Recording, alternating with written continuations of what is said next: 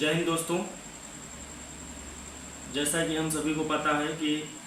जल्दी हम लोगों का यूपी बोर्ड का एग्ज़ाम होने वाला है, तो उसी को देखते हुए हम लोग इंग्लिश ग्रामर पढ़ेंगे और देखेंगे कि कैसे हम लोगों का इंग्लिश में स्कोर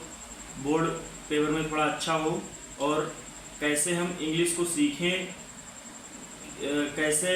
कितने इजी वे में हम इंग्लिश को सीखें। तो हम लोग इंग्लिश सीखने के लिए पहले उसका पूरा सिलेबस जानेंगे कि क्या क्या हमको सीखना है, क्या क्या हमारे बोर्ड में है, बोर्ड के सिलेबस में क्या कौन कौन सी टॉपिक है, हमको उसको किस तरीके से पढ़ना है, पहले कौन सी टॉपिक पढ़नी है, फिर उसके बाद कौन सी टॉपिक पढ़नी है, कौन सी टॉपिक कितने नंबर का आता है। तो हम लोग पहले देखेंगे, जैसे बोर्ड का जो सिलेबस है, बोर्ड के सिलेबस में पहली चीज़ें यदि माना जाए तो होता है सेंटेंस से आते हैं, ट्रांसलेशन हो गया, वॉइस हो गया, नरेशन हो गया, पंक्चुएशन हो गया, प्रीपोजिशन हो गया, और देखा जाए तो एप्लीकेशन आता है, लेटर आता है, यस से आता है। तो उसी में हम इसका कैसे किस रूप में इसको पढ़ें जिससे कि थोड़ा आसानी हो जाए। तो सबसे पहले हम लोग लेटर से सीखेंगे, अल्फ़ाबेट से सीखेंगे, ग्रामर से सीखेंगे। तो पहली टॉपिक जो हमारी होगी वो होगी ग्रामर, उसके बाद आएगा अल्फ़ाबेट,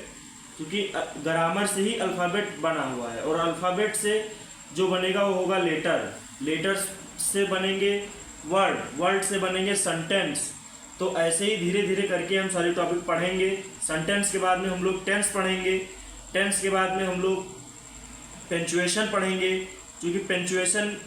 यदि देखा जाए तो पार्ट ऑफ स्पीच का पार्ट है, लेकिन टेंस के बाद में हम लोग पढ़ेंगे इसको। पंक्चुएशन के बाद में हम लोग वॉइस पढ़ेंगे, वॉइस के बाद में फिर हम लोग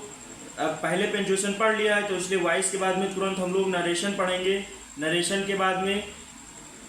रीऑर्डर पढ़ेंगे, रीऑर्डर के बाद में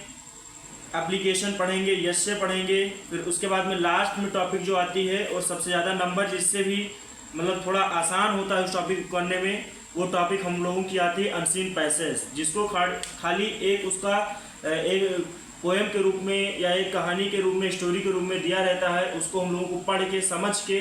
बस उसी का आंसर उसी में से ढूंढ के कर देना है।